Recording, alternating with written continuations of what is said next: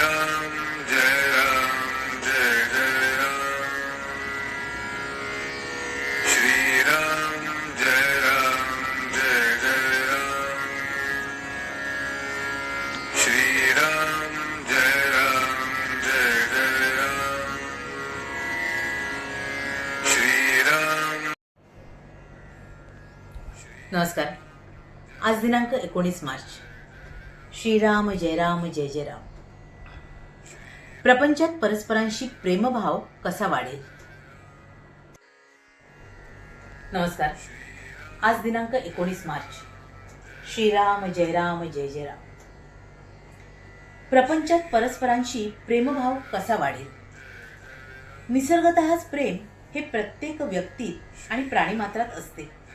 फार काय, प्रेमाशिवाय मनुष्य प्राणी जिवंत राहू शकणार नाही। प्रेमाने सर्व जग वश करून घेता येते। प्रेम ठेवण्यात पैसा खर्च होत नाही, कष्ट नाहीत, परंतु प्रत्येकाचा अनुभव पाहावा तर प्रेम करणे तितकेसे सोपे आहे असे दिसत नाही।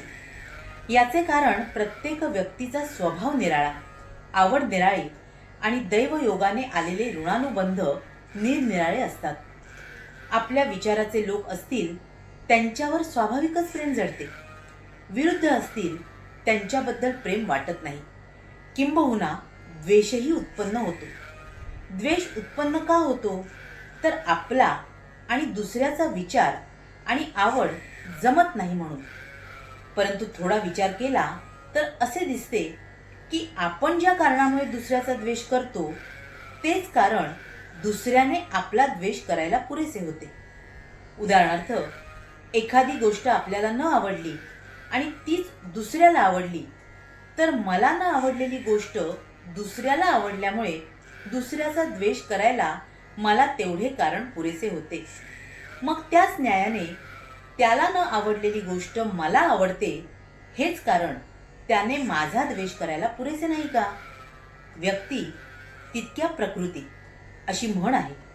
त्याचा अर्थच असा की स्वभावाप्रमाणे प्रत्येकाची आवड ही निराळी असणारच। म्हणून द्वेषबुद्धी नाहीशी करण्याकरिता प्रत्येकाच्या स्वभावाला थोडी सवलत ठेवणे जरूर आहे। आणि प्रेम जडण्याकरिता सर्वांना आवडणारी जी गोष्ट असेल तिकडे लक्ष देणे जरूर आहे। प्रेम करण्याचा धडा गिरवताना सुरुवात आपल्या घरापासूनच करावी। घरातली माणसे, नंतर शेजारी आणि त्यानंतर आजूबाजूला आपलेपणाची भावना आपल्या कृतीने वाढवावी।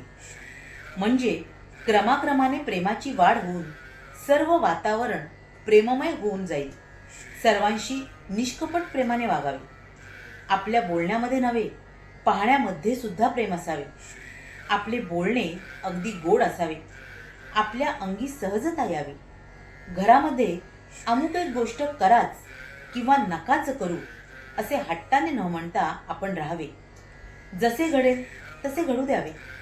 देह असा प्रारब्धावर टाकणे मला फार आवडते। प्रेम करायला गरिबी आड येत नाही किंवा श्रीमंती असेल तर फार द्यावे लागत नाही। जसे आई आणि मुलाचे प्रेम असते तसे भगवंताचे प्रेम लागावे। ज्याला भगवंताचे प्रेम येईल तो सृष्टीकडे कौतुकाने पाहिल। भगवंताचे प्रेम हे कोणत्याही साधनाचा प्राण आहे। ते मागण्यासाठी रोज भगवंताची प्रार्थना करावी आणि त्याच्या अनुसंधात राहण्याचा प्रयत्न ठेवावा। घरामध्ये काय किंवा बाहेर काय, प्रेमाचा धाक असावा, भीतीचा असू नये। श्रीराम जय राम जय जय राम।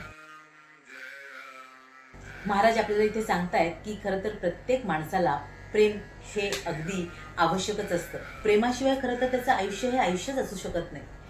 आणि आपल्यातलं हे प्रेम आपण वाढवू कसं याकडे नेहमी आपला कल असला पाहिजे। आणि त्यासाठी आपल्या घरापासूनच सुरुवात करावी। आपल्या घरावर, आपल्या घरातल्या माणसांवर, मग नंतर आपले शेजारी पाजारी असतील, आपले नातेवाईक असतील, या सर्वांवर आपण मनापासून प्रेम करावं। अगदी निष्कपट प्रेम करावं, त्यात कुठलाही स्वार्थ असता कामा नये। आणि असं करता करता आपल्याला भगवंताचं प्रेम सहजपणे साधता येईल। आणि एकदा का भगवंतावर प्रेम जडलं की मग आपली दृष्टी ही प्रेममयच बनून जाईल। आणि असं हे प्रेम जेव्हा लाभतं त्यावेळी मग खरं तर इतर कुठल्याही गोष्टीची इच्छाच उरत नाही, नाही का? असं हे प्रेम भगवंताच्या नामामुळे आपल्या भगवंताविषयी आपल्यात निर्माण होतं।